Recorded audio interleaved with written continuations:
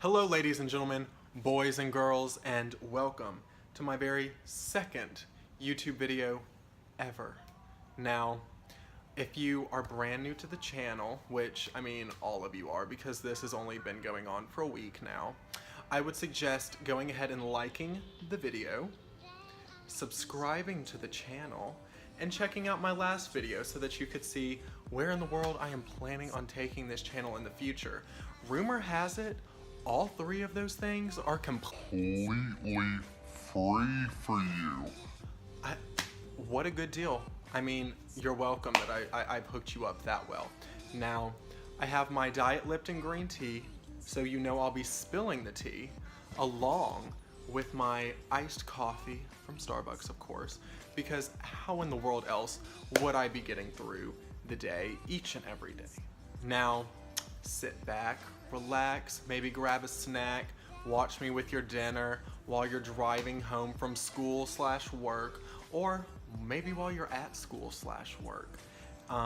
Buckle in because we're going to be talking about Ariana Grande. So now, I have to preface this video with a disclaimer. I am an Ariana Grande fan, or an Arianator, if you will. I'm wearing my tour shirt to prove it to you. Went to the tour, spent the $65 on the sweatshirt. I wear it probably once a week. But also, I would like to preface this saying that there will be a mention of racial issues that have been arisen lately. And obviously, if you can't tell, I'm white, so I may not be the best person to speak on this, but I feel like as everyone, we have to call people out when they're being problematic, but not in a way that discourages them from getting better. We have to maybe shift them down the stream, I guess, in a way that they're willing to learn through positivity and the likeness of that. So if you would like to continue watching, I would be very grateful for that. And let's get started.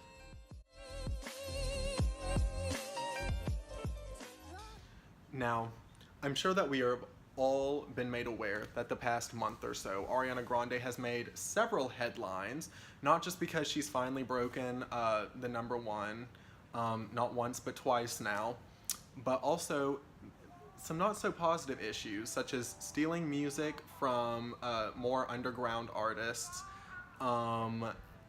stealing cultures that may or may not belong to her, the whole tattoo on her hand fiasco. I mean, the list kind of just keeps going. And I was quite surprised whenever I did a poll on my Instagram, and a lot of people didn't even know that there were issues that people were concerned about with her. So I figured make a video to kind of clear that up and explain what the issues are, in my opinion,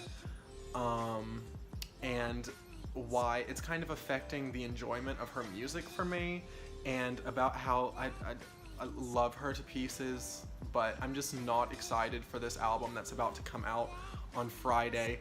And that's so shocking to me as a fan, because literally whenever Sweetener was coming out, I was doing the countdown.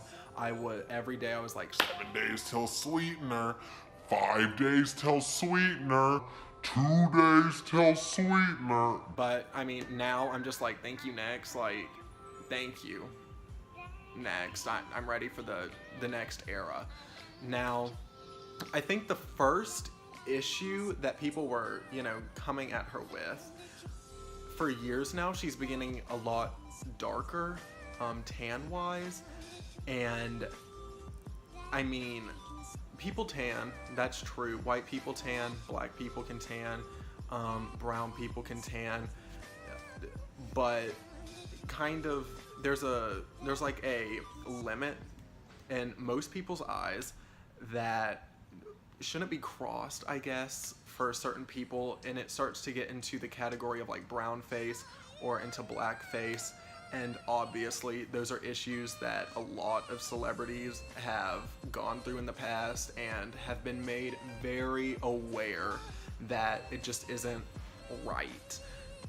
So the fact that it's still going on is kind of shocking to a lot of people, including myself, because you would just think that after all of this time, people would have finally, I guess, gotten the idea that it's not a good thing to try to present yourself as another culture without actually living the life of that culture, but instead monetizing off of it. And kind of at the beginning of January, people started calling her out for having a voice change. That could be, argued. That's all, I guess, what do you call it? Not objective, but subjective. And, that's something that could be argued about all day long in voice therapy classes, I guess. But I think the main issue, and whenever everything just started collapsing in on her, was whenever her song Seven Rings came out a couple of weeks ago. Now, I remember whenever it had first come up, my friend had sent me the message that, oh, Ariana Grande released a new song and the video's out. So at 12:01 that morning, I click on it, I'm watching, and I couldn't even finish the video because I was aware of the issues that people were mentioning prior, and it made me feel like she was just going so far downhill on that instead of, trying to better the situation. She was doing nothing but making it worse. And now I'm aware she did not write that song, but I'm also aware that the team that did write it for her should have known that, celebrities have publicists, and maybe this was all the grand scheme of it, to have people talking about it. Who knows? People have publicists that could have been like,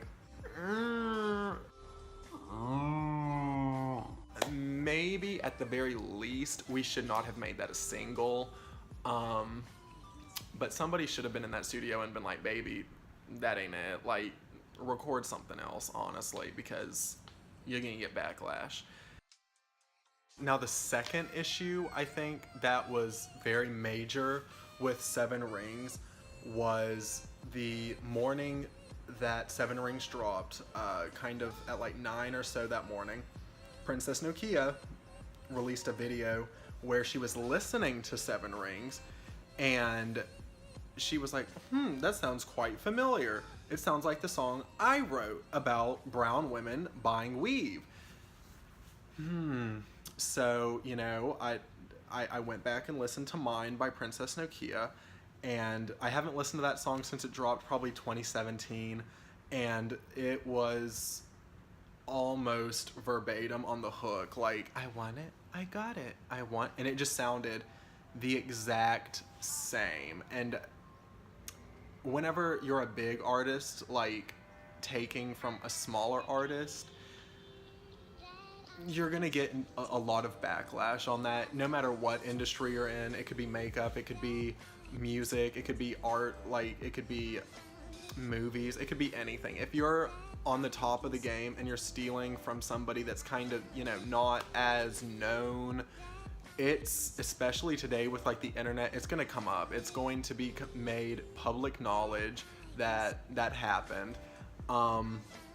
So it's something that should have been researched, and I'm sure it was, and they were like, oh well, okay.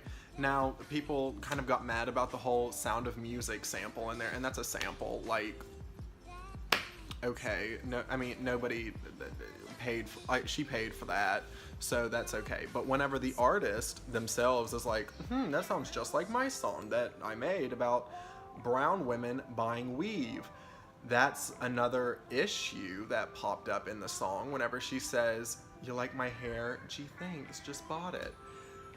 I remember the day that Seven Rings came out again. A lot happened that day. I remember that day, somebody had tweeted, very sarcastically, mind you, oh my god, Ariana Grande is gonna fix racism by talking about white women buying their weave. And I was just going through, the Instagram story, and Ariana Grande had screenshotted it, put it on her story, and was like, oh, thank you, I'm glad I could help. And it was just mind-blowing to me because I was like, girl, that was probably that was a read on you, and not in like a fun way. Like it's a very serious issue, and you're just gonna assume that it was yours. And now she's gone back and apologized for, you know, screenshotting it and you know, posting it, but to my knowledge she hasn't apologized for the substance behind the tweet, nor has she apologized about the whole Princess Nokia thing. There was another thing with Seven Rings that came out where they were like, oh, it sounds like Soulja Boy, oh, that's the house that 2 Chainz filmed in. And you can kind of just see it all adding up to where it's like black artist after black artist after black artist being borrowed from, I guess would be the kind way to put it. And I guess she tried to fix that whenever she dropped a remix of Seven Rings last Friday that featured 2 Chainz. But honestly, it sounded like 2 Chainz was, they called him up like, hey, can you know, quickly do a verse? Whenever I was listening to it at the beginning, I literally thought it was a voicemail that he had left the studio. Like, no tea, no shade, but it was very quick, and you could tell it was like a way for them to get the public, the PR out, like, try, oh, we'll see, you know, that was the plan. But, I mean, it was very, very, you know, not the best situation. And then Seven Rings honestly is just the song that's gonna bring her down, because then she did that whole tattoo thing where she tried to get tattooed on her in Japanese characters 7 rings. She posted the picture and somebody on Twitter was like, LOL girl, that means little hibachi grill. And she, you know, responded like, oh, well, the tattoo artist forgot to do the middle character, but in their defense, I wasn't going to be able to even take another character anyway, so it's in a place that'll rub off, but I love hibachi grills anyway, so it's all good.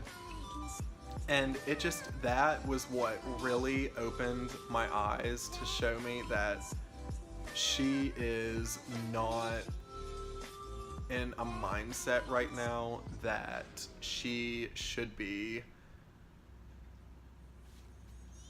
functioning. She is not in reality right now, and it's hard because of all of the horrible things that have happened to her in the past. I mean, the Manchester bombings, getting engaged to Pete Davidson just to have that, you know, blow up, and then, you know, Mac Miller, her, who she says is her actual love of her life, killing himself.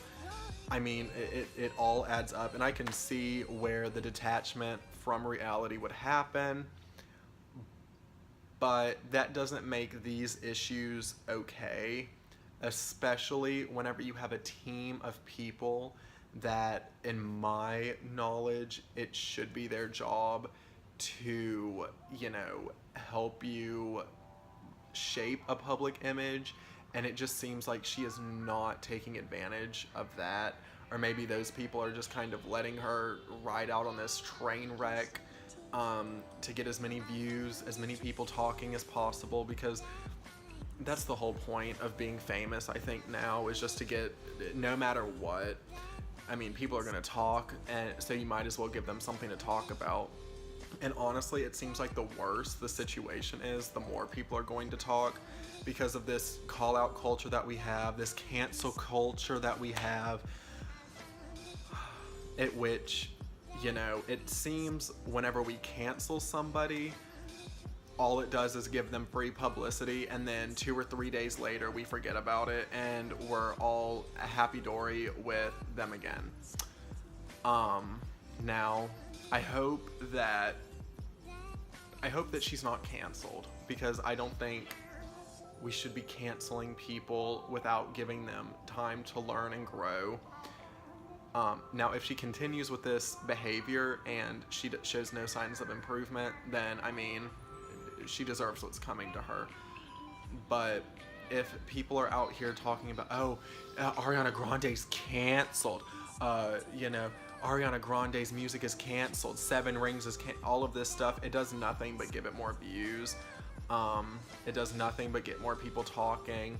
I mean, if you choose not to support an artist, have at it.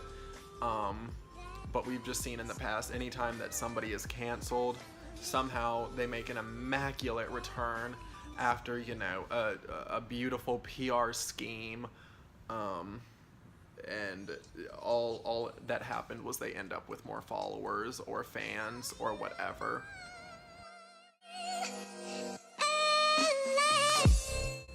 Still watching? Thank you, good Judy. Now, what you could do next is subscribe right there, or watch my last video right there. What I would personally suggest is doing both. And I would like to remind you that you're all beautiful. Good night and have a good day.